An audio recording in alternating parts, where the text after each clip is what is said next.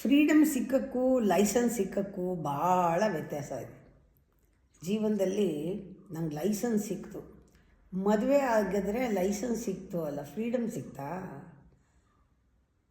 Leadership ಸಿಕ್ತು, ಎಲ್ಲೋ ನೀವು ಪದವಿ ಸಿಕ್ತು, ಆದರೆ ಫ್ರೀಡಮ್ ಸಿಕ್ತಾ? ಲೈಸೆನ್ಸ್ ಇದೆ, ಫ್ರೀಡಮ್ ಇಲ್ಲ. ನೋಡ್ಕೊಳ್ಳಿ, ಲೈಸೆನ್ಸ್ಗೂ ಫ್ರೀಡಮ್ಗೂ ಡಿಫ್ರೆನ್ಸ್ ನೋಡಿ. ಫ್ರೀಡಮ್ ಈಸ್ ಮೆಚ್ಯೂರಿಟಿ, ಲೈಸೆನ್ಸು ಬಾಲಿಶ, ಚೈಲ್ಡಿಶ್.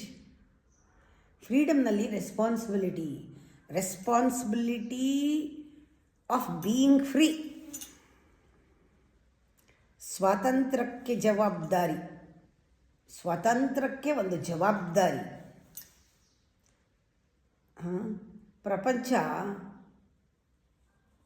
ನಿಜವಾಗ್ಲೂ ಆ ಮೆಚ್ಯೂರಿಟಿ ಇದ್ದಿದ್ದರೆ, ಆ ಫ್ರೀಡಮ್ ಇದ್ದಿದ್ದರೆ, ಒಳಗೆ ಆ ಇಂಟಿಗ್ರಿಟಿ ಇದ್ದಿದ್ದರೆ, ದೇಹ ಮನಸ್ಸು ಬುದ್ಧಿ ಎಲ್ಲವೂ ಒಟ್ಟಿಗೆ ಕೆಲಸ ಮಾಡಿದ್ದಿದ್ರೆ, ಇಂಟಿಗ್ರಿಟಿ ಅಂದರೆ ಅದು energy, bringing energy into awareness, all the energy, ಕಾರ್ಯ ಮಾಡೋದು, ಹೇಳೋದು, ಇರೋದು ಎಲ್ಲ ಒಟ್ಟಿಗೆ ಒಂದು ದೊಡ್ಡ ರಾಮರಾಜ್ಯ ಆಗ್ತಾಯಿತ್ತು. ಎಲ್ಲರೂ ರಾಮರಾಜ್ಯಕ್ಕೇ ಕೆಲಸ ಮಾಡ್ತಾ ಇದ್ದಾರೆ.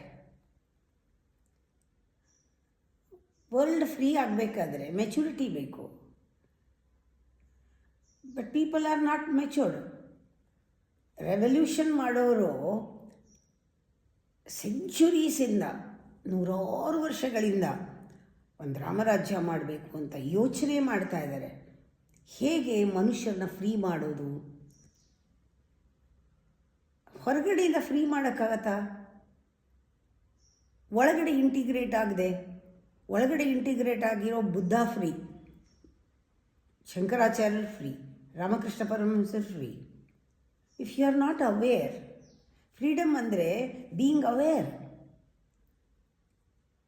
ಆವಾಗಲೇ ನಿಮಗೆ, ಯಾವಾಗ ನಮ್ಮ ಒಳಗಡೆ ಅವೇರ್ನೆಸ್ ಇಲ್ಲ, ಹೊರಗಡೆ ಫ್ರೀಡಮ್ ಕೊಟ್ಟಿಲ್ಲ, ಸ್ಟೇಟ್ ಗೌರ್ಮೆಂಟ್ ಫ್ರೀಡಮ್ ಕೊಟ್ಟಿಲ್ಲ, ಎಲ್ಲ ಕಡೆನೂ ನಮ್ಮನ್ನು ಕಟ್ಟಾಕ್ಬಿಟ್ಟಿದ್ದಾರೆ. ಹೆಸರಿಗೆ ಮಾತ್ರ ಫ್ರೀಡಮ್ ಇರುತ್ತೆ, ಹೊರಗಡೆಯಿಂದ ಲೈಸೆನ್ಸ್ ಅಷ್ಟೇ ಸಿಕ್ಕಿರೋದು. ನಿಜವಾಗಿ ಒಳಗಡೆ ಫ್ರೀಡಮ್ ಇರೋನಿಗೆ ಗೌರ್ಮೆಂಟು ಏನೂ ಬೇಕಿಲ್ಲ. ಅವನಿಗೆ ಪೊಲೀಸು ಕೋರ್ಟು ಏನು, ಒಳಗಡೆ ಫ್ರೀಯಾಗಿದ್ದರೆ ಸಾಕು, ಯಾವುದು ಬಾದರ್ ಮಾಡಲ್ಲ. That freedom you will get only in meditation. Freedom ಕಳ್ಕೊಳ್ಳಿ, ಯಾರು ಹೊರಗಡೆ ಏನು ಕಟ್ಟಾಕಿದ್ರೂ ಒಳಗಡೆ ನೀವು ಫ್ರೀಯಾಗಿರ್ತೀರ. ಗಾಂಧೀಜಿನ ಪ್ರಿಸನ್ನಲ್ಲಿ ಹಾಕಿದ್ರು, ಆದರೂ he was free. That freedom is real freedom, with maturity, integrity.